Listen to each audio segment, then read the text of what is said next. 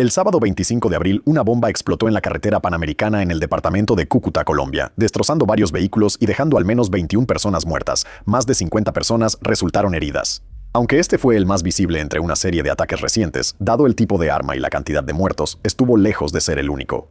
En realidad, fue parte de una ola de 26 ataques solo ese fin de semana, únicamente en los dos departamentos de Cúcuta y Valle del Cauca. Algunos de los otros ataques ese fin de semana incluyeron ataques con drones dirigidos a civiles, un ataque dirigido contra una estación de policía usando explosivos y rifles, y un ataque contra un batallón militar en Palmira, donde los insurgentes usaron cilindros de gas cargados con explosivos para causar daños masivos. Todos estos ataques fueron llevados a cabo por un solo grupo armado en un país que alberga docenas de ellos. Tan solo 2 meses antes de los ataques en Coker, el actual presidente de la nación, Gustavo Petro, sobrevivió a un intento de asesinato después de meses de advertir que los narcotraficantes planeaban atacarlo. Otros personajes políticos no han tenido tanta suerte. El senador Miguel Uribe, aspirante a la presidencia, fue asesinado en junio del año pasado, y 2 miembros del personal presidencial fueron asesinados en mayo de este año. Este era el panorama nacional cuando el pueblo colombiano acudió a las urnas el 31 de mayo para la primera vuelta de las elecciones presidenciales del país. Para cuando se emitieron los primeros votos, la situación de Colombia se había deteriorado tanto que la Cruz Roja advirtió que el país enfrenta su peor crisis humanitaria de la última década. En medio de la crisis, la elección presidencial de Colombia giró en torno a la seguridad por encima de todo, y los dos candidatos que avanzaron a la segunda vuelta tienen ideas completamente diferentes sobre cómo solucionar el problema. Uno de esos candidatos, quieren declarar una guerra total. Guerra total. Nacido en 1978, hijo de un magistrado que fracasó 2 veces en su intento de convertirse en gobernador de Córdoba, el candidato presidencial Abelardo de la Asprea es, por decirlo suavemente, una figura controvertida. Este es un hombre que una vez confesó en la televisión nacional que, cuando era niño, ataba gatos a cohetes para verlos explotar. Es un hombre con estrechos vínculos con Salvador Mancuso, quien fue condenado a 40 años de prisión por crímenes que realmente no deberían ser nombrados específicamente aquí en YouTube. Mancuso fue un líder dentro de un notorio grupo paramilitar, las AUC, y sus vínculos con el señor de la Asprella parecen ser bastante profundos. Abogado de profesión, de la Asprea se hizo un nombre a principios de los años 2000 defendiendo a los líderes paramilitares que habían sumido a Colombia en el caos. Más tarde, defendería a los políticos acusados de aliarse y proteger a las AUC, un grupo que mantenía vínculos turbios con las Fuerzas Armadas colombianas. Entre los antiguos clientes de la Asprea se encontraban Eleonora Pineda, Díez Maluf y Rocío Arias, los 3 condenados en uno de los mayores escándalos de la historia de Colombia. Ese escándalo implicó a más de 250 políticos por colaborar con las AUC en un intento de asegurar su poder.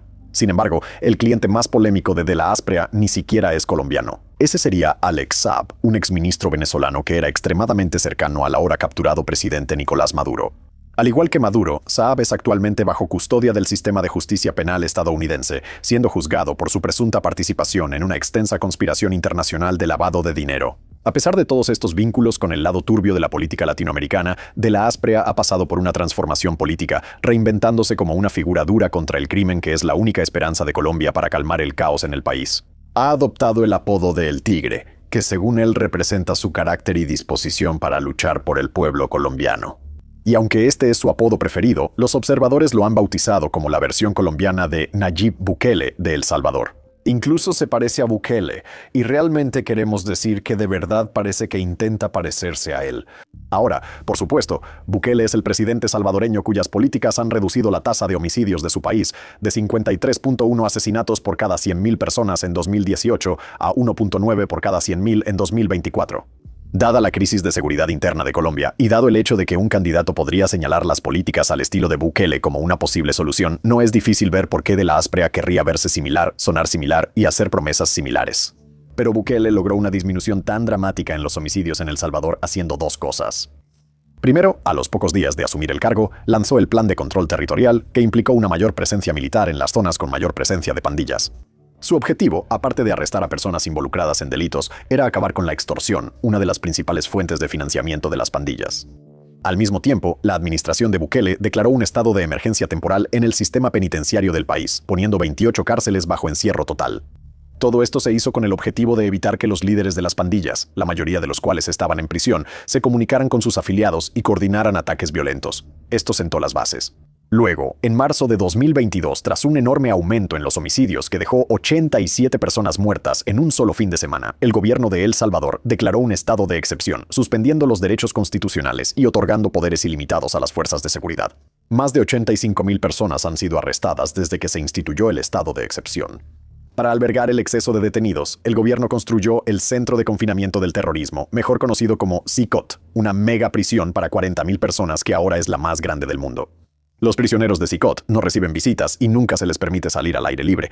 La prisión no ofrece ningún tipo de programa de rehabilitación para preparar a los prisioneros a regresar a la vida civil al final de sus sentencias, porque, según el ministro de Justicia de Bukele, los que están en CICOT nunca regresarían a sus comunidades. De la Asprea quiere replicar ese sistema en Colombia. Entre sus muchas propuestas, De la Asprea quiere construir 10 megaprisiones modeladas directamente a partir de CICOT, donde los reclusos serían mantenidos, en sus propias palabras, 10 pisos bajo tierra, viviendo solo de pan y agua. Ha prometido fortalecer las Fuerzas Armadas del país mediante drones e inteligencia artificial, lanzar una ofensiva militar a nivel nacional para restablecer el control del Estado en 90 días, reanudar los bombardeos aéreos sobre campamentos narcos en la selva y realizar fumigaciones aéreas de cultivos de coca, mientras los reemplaza por cacao y palma africana para ayudar a los agricultores a alejarse de las actividades ilícitas. También ha prometido desplegar al Ejército Nacional en las ciudades colombianas para recuperar el territorio urbano que actualmente está controlado por bandas criminales. Al hacerlo, transferiría funciones que tradicionalmente han pertenecido a la policía colombiana directamente al ejército.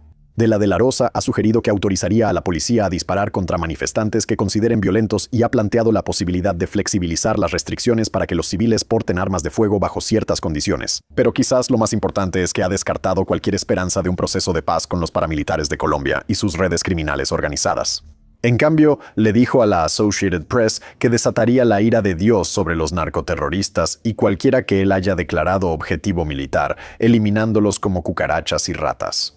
Y bueno, eso es mucho, pero el mensaje está resonando entre los votantes colombianos. De la Rosa quedó en primer lugar en la primera vuelta de las elecciones presidenciales con el 43.74% del total de votos, desafiando las encuestas que habían puesto a su rival, el senador izquierdista Iván Cepeda, al frente. Derrotó a Cepeda en 16 de los 32 departamentos del país, principalmente en el interior y a lo largo de la frontera con Venezuela. Dicho esto, no tuvo tanto éxito en la costa, donde durante los últimos 4 años el gobierno actual de Colombia ha invertido fuertemente en proyectos de desarrollo. Laura Bonilla, la subdirectora de la Fundación Paz y Reconciliación, o PARES, le dijo a Al Jazeera que esto se debía a que las personas en las zonas centrales y cercanas a la capital priorizaban la seguridad, mientras que los que viven en la costa estaban más interesados en los temas socioeconómicos por los que aboga el candidato de izquierda, Cepeda. Aún así, el hecho de que De la Asprea ganara la primera vuelta refleja un rechazo generalizado al actual gobierno de Colombia bajo Gustavo Petro. Durante su mandato, la administración de Petro fue ampliamente vista como permisiva con las pandillas para que acumularan riqueza y fortalecieran su poder, mientras el liderazgo manejaba torpemente un plan nacional de amnistía. Para muchos votantes, De la Asprea representa todo lo contrario de Petro. Es una figura similar a Bukele, cuyas políticas, aunque controvertidas para una audiencia occidental, son lo que los ciudadanos colombianos sienten que necesitan para salvar a su nación del yugo de la violencia. La empresaria local Belka Serra lo dijo mejor en una entrevista con NPR, citando: "Necesitamos un Bukele para que las cosas puedan cambiar aquí en Colombia". Ahora mira, ganar el apoyo del público es una cosa, especialmente durante la temporada electoral, cuando los aspirantes presidenciales pueden decir lo que quieran antes de que sus políticas sean puestas a prueba. Pero implementar con éxito estas políticas, eso es un asunto completamente diferente, y eso plantea una pregunta interesante. ¿Puede la estrategia de guerra total de la Espada realmente tener éxito en Colombia? Pero antes de responder a esa pregunta, una breve pausa para contarte sobre nuestro fantástico sitio para suscriptores. Fronts.co es nuestro espacio para todas las historias a las que no les podemos hacer justicia aquí en el canal principal, un lugar donde podemos profundizar mucho más de lo que hacemos en YouTube. Cada semana subimos 2 videos exclusivos, 2 artículos escritos por expertos y 1 o 2 podcasts, todo sobre los conflictos y las historias de geopolítica que más te importan. A menudo nuestra cobertura se enfoca en conflictos y puntos críticos en toda América Latina, pero también tenemos muchas piezas sobre Medio Oriente, Ucrania, Sudán, el Sahel, Europa y otros lugares. Sin mencionar todos los demás conflictos menores que el resto del mundo suele ignorar. Una suscripción a Fronts, solo $5 al mes o $50 al año. Al año. ¿Puede funcionar? Para averiguar si la estrategia de guerra total de la Asprea funcionará, necesitamos entender las cosas que hicieron que el modelo de Bukele fuera tan efectivo, pero en las que de la Asprea no podrá apoyarse. Primero, El Salvador es un país realmente pequeño, con una extensión de aproximadamente 21,000 kilómetros cuadrados y una población de alrededor de 6 millones. Para comparar, Colombia tiene una extensión de aproximadamente 1.1 millones de kilómetros cuadrados, lo que la hace unas 50 veces más grande que El Salvador, con una población de alrededor de 54 millones o aproximadamente 9 veces la cantidad de personas en El Salvador. En segundo lugar, la violencia que azotó a El Salvador provenía de dos grupos principales, MS-13 y Barrio 18. A diferencia de los cárteles en México o Colombia, estas pandillas nunca fueron actores principales en el tráfico internacional de drogas. En cambio, obtenían la mayor parte de su dinero mediante la extorsión local, extorsionando a choferes de autobús, vendedores de mercados y pequeños negocios, principalmente en los vecindarios que controlaban. En tercer lugar, como señaló Risa Grace Dargo, una experta en América Latina del Grupo Eurasia, todos los miembros tenían tatuajes en la cara, lo que hacía extremadamente fácil identificarlos. Colombia lidia con una gama mucho más amplia de grupos paramilitares y organizaciones criminales, la mayoría de los cuales son mucho más ambiciosos, pero también mucho mejores para mezclarse con la población civil. Menos reconocido en El Salvador, pero igual de importante, es el papel del pacto secreto de Bukele con las pandillas. El Faro, un medio de investigación destacado, descubrió un acuerdo secreto negociado entre los líderes de las pandillas y dos funcionarios de Bukele, el director de prisiones, Cyrus Luna, y el jefe de la unidad de reconstrucción del tejido social, Carlos Marroquín.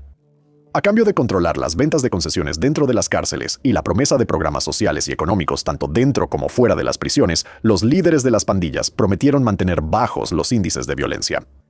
Este pacto hizo que las pandillas creyeran que las medidas represivas de Bukele serían temporales y probablemente algo limitadas. Al principio, se demostró que tenían razón, cuando en abril de 2020 y noviembre de 2021, las pandillas violaron los términos del acuerdo y realizaron matanzas repentinas. En ambas ocasiones, Bukele juró venganza, publicó las fotos de los responsables y ordenó al ejército usar fuerza letal, pero las medidas represivas fueron tan breves como los ataques que las provocaron. Las pandillas no tomaron represalias y el gobierno volvió a la mesa de negociaciones en cuestión de días. Así, Bukele pudo fabricar una falsa sensación de seguridad, de modo que en marzo de 2022, cuando las pandillas iniciaron otra ola de asesinatos, tenían pocas razones para creer que habría alguna desviación en el patrón. Cuando el gobierno respondió de la manera habitual con redadas y arrestos, las pandillas no contraatacaron, creyendo que la represión disminuiría como había sucedido en otras ocasiones. Esto le dio al gobierno de Bukele una ventana crítica para desarticular a las pandillas. Cuando se dieron cuenta de lo que había pasado, ya era demasiado tarde. Bukele ya había declarado un estado de excepción, dejando muy claro que no iba a volver a la mesa de negociaciones. Bukele estaba lidiando con un territorio y una población pequeños, tratando de sofocar solo a dos grupos armados principales con prioridades limitadas y miembros fácilmente identificables, donde el gobierno ya tiene un acuerdo con las pandillas que las hace complacientes. Ninguna de esas circunstancias será fácil de replicar en ningún otro lugar, y mucho menos en la nación de Colombia. Pero no lo tomen solo de nosotros, echen un vistazo a lo que pasó en Ecuador. Cuando el presidente Daniel Noboa asumió el cargo a finales de 2023, adoptó el enfoque de mano dura de Bukele, declarando un conflicto armado interno, desplegando al ejército y proponiendo megacárceles al estilo CICOT. Y por un tiempo, esa estrategia funcionó. Hasta que dejó de funcionar, tras una caída del 14% en los homicidios intencionales entre 2023 y 2024, la tasa de homicidios en Ecuador alcanzó 50.9 por cada 100.000 habitantes en 2025. Los observadores atribuyeron el fracaso de Noboa a la fragmentación de las pandillas. Cuando las fuerzas de Noboa arrestaron o mataron a los líderes de las organizaciones criminales de Ecuador, no neutralizaron a esos grupos. En cambio, desintegraron organizaciones criminales que antes estaban unificadas en facciones rivales, cada una luchando contra las otras por las rutas del narcotráfico y los territorios de minería ilegal. Esto es lo que sucede cuando la economía subyacente que sostiene a las pandillas es lo suficientemente grande como para seguir produciendo nuevos líderes, pero en Colombia los problemas son muchas veces peores. De nuevo, Colombia es más de 50 veces más grande que El Salvador, con 9 veces su población. Esa población está distribuida a lo largo de uno de los terrenos más difíciles de América Latina, combinando selvas impenetrables, altas cadenas montañosas y miles de kilómetros de costas y sistemas fluviales que han servido como corredores de tráfico durante décadas. En segundo lugar, los grupos armados dentro de Colombia son mucho más complejos que los de El Salvador. Para empezar, no dependen de la extorsión para financiar sus operaciones. El Clan del Golfo, la organización criminal más grande de Colombia, genera ingresos cobrando impuestos sobre el cultivo de coca y controlando las rutas por las que el producto terminado llega a Centroamérica, Estados Unidos y Europa. El Clan del Golfo también está involucrado en la minería ilegal y el tráfico de personas. El Ejército de Liberación Nacional, o ELN, se financia a través de una combinación de narcotráfico, minería ilegal de oro, secuestro y extorsión. Facciones distantes de las Fuerzas Armadas Revolucionarias de Colombia, mejor conocidas como FARC, se dividieron en grupos paramilitares independientes hace varios años, después del desarme de la organización principal de las FARC bajo el mismo plan de amnistía nacional que los colombianos ahora consideran un fracaso. Los grupos paramilitares disidentes dependen del narcotráfico, la extorsión, la minería ilegal y, en algunas zonas, el secuestro y el control de las economías de la coca. De la Asprea tendrá que acabar con esas fuentes de ingresos si quiere poner fin a la violencia, pero eso es mucho más difícil en Colombia que lo que fue para El Salvador, donde Bukele solo tuvo que terminar con una red de extorsión. De la Asprea tendrá que desmantelar los sistemas de narcotráfico, las redes de minería ilegal y trata de personas, las operaciones de secuestro y toda la extorsión y crimen local de los que dependían las pandillas salvadoreñas. De la Asprea no puede simplemente ir acabando con esas fuentes de ingresos una por una. Estos grupos están demasiado diversificados y aunque tengan que apretarse el cinturón por un tiempo, podrán sobrevivir apoyándose en las partes de su negocio que De la Asprea deje de lado para después. También existe el riesgo de que si De la Asprea va tras los líderes de las pandillas, el grupo se fracture aún más, como sucedió en Ecuador, creando una crisis aún mayor. También hay que mencionar que Colombia ya ha intentado el camino militar antes, con resultados mixtos. De 2002 a 2010, durante la presidencia de Álvaro Uribe, Colombia llevó a cabo una ofensiva militar sostenida contra las FARC, que en ese momento era el grupo insurgente más grande del país. En ese momento, Bogotá contaba con el respaldo de miles de millones de dólares en asistencia estadounidense a través del Plan Colombia. Las FARC fueron debilitadas y expulsadas de parte del territorio que controlaban, pero se adaptaron. Cambió a tácticas de guerra de guerrillas, profundizó su participación en el narcotráfico como una fuente alternativa de ingresos y reclutó agresivamente entre la población rural.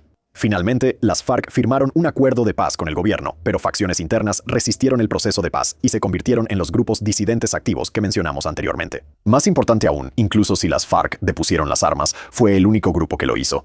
Colombia todavía tenía muchos otros grupos armados que estaban más que dispuestos a ocupar el vacío que dejaron. Ahora, no estamos diciendo que la guerra total de la Asprea esté condenada al fracaso.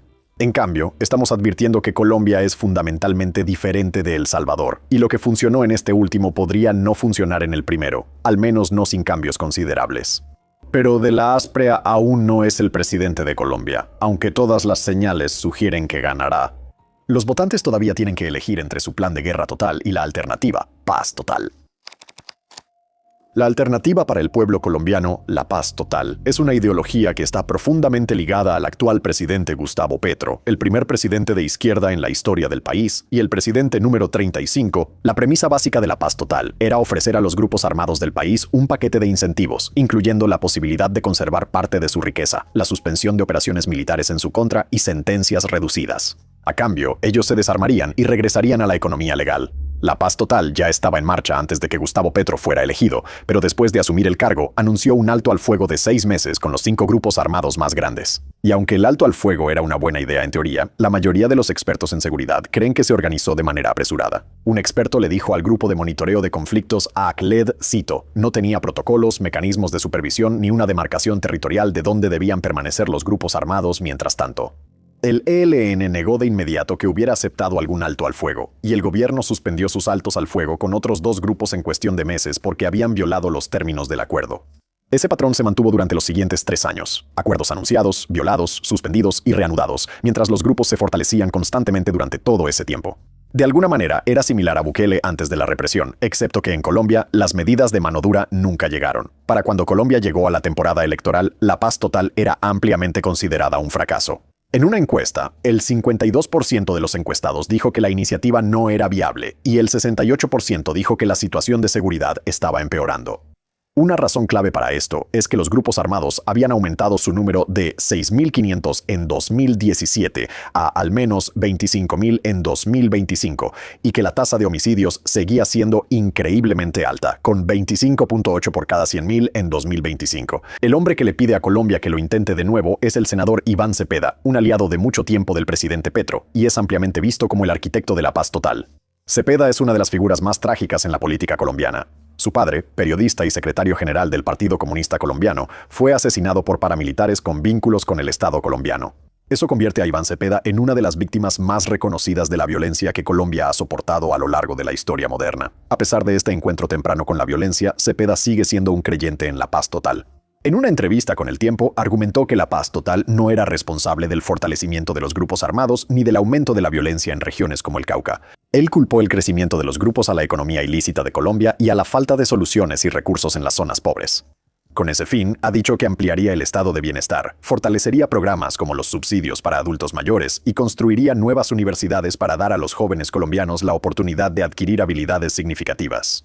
También dijo que evaluaría cómo y con qué grupo lleva a cabo el diálogo, agregando que Colombia no puede quedarse en un diálogo eterno con los grupos armados sin lograr resultados. A pesar de estas promesas, no podemos evitar ser escépticos sobre la efectividad de otros 4 años de paz total. En los últimos 4 años, las pandillas han aumentado en número mientras las tasas de homicidio se mantienen constantemente altas y la capacidad de seguridad del Estado se deteriora aún más. Aún así, a pesar de nuestro escepticismo, no votaremos en la segunda vuelta electoral de Colombia programada para el día 21 de este mes. El pueblo colombiano tendrá que decidir si su país sigue el camino de la paz total o de la guerra total. En una segunda vuelta, los candidatos que podrían haber ofrecido algún tipo de punto medio ya han sido eliminados de la contienda. Gracias por vernos.